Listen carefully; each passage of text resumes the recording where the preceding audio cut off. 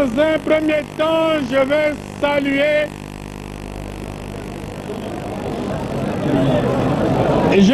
saluer la population de Brazzaville qui a réussi ce grand rassemblement sous l'égide de l'Alliance URD.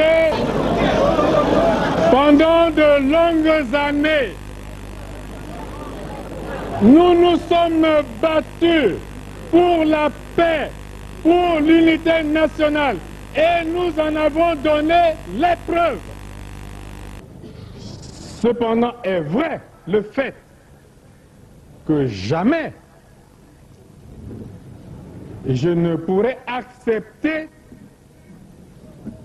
que la Constitution soit violée.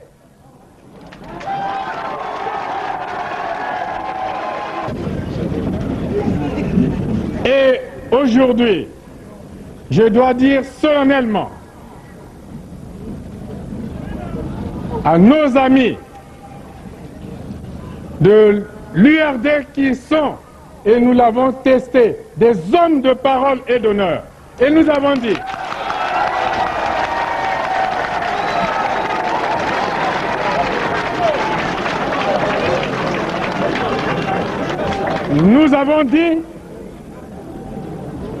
que tant que nos partenaires se maintiendront sur ces positions qui respectent les engagements pris, les intérêts des partis, les intérêts de notre peuple, la défense de la démocratie et des libertés, nous resterons fermes sur ces positions et j'ai dit tout à l'heure d'entrée de jeu que nous avons ainsi réalisé, et vous le voyez, le véritable socle de l'unité nationale et de la paix.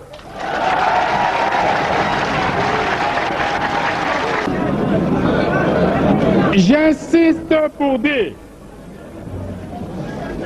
que lorsque la Constitution est violée, les démocrates ne doivent pas l'accepter.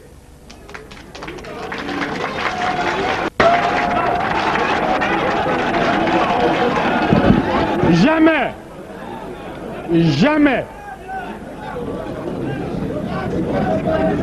jamais nous n'accepterons qu'un gouvernement censuré organise les élections dans un pays.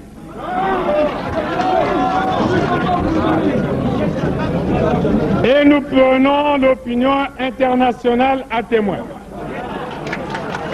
Jamais, jamais nous n'accepterons que soient organisées des élections hors la loi.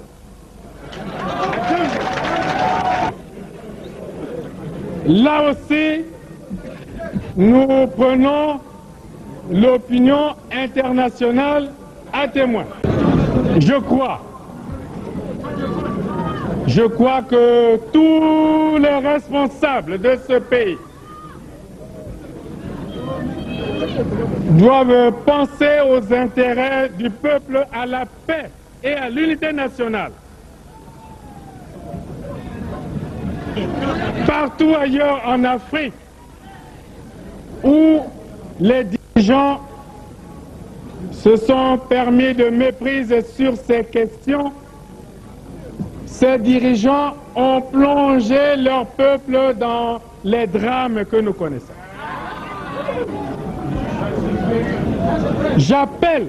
Je lance un appel à tous les dirigeants de ce pays, au président de la République, pour que la paix et l'unité nationale ne soient pas mises en danger. Je lance un appel au président de la République pour que nous sauvions la Constitution, pour que nous sauvions la démocratie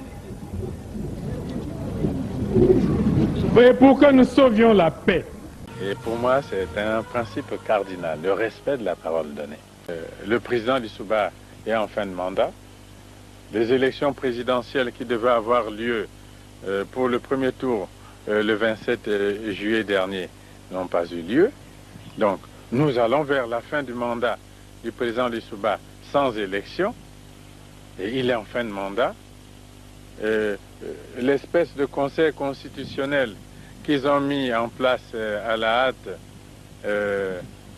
pour les manipulations politiciennes que vous observez, déclaré que le président Lissouba pourrait rester au pouvoir jusqu'à la tenue d'élections présidentielles au Congo.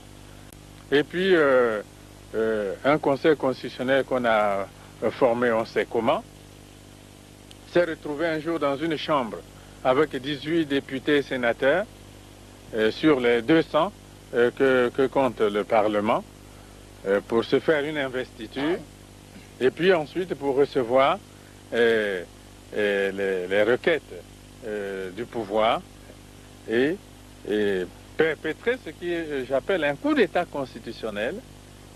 L'avis du Conseil constitutionnel, c'est un coup d'État constitutionnel. Parce que vous pouvez lire toute la Constitution, les articles 69, 70 et 71 en question.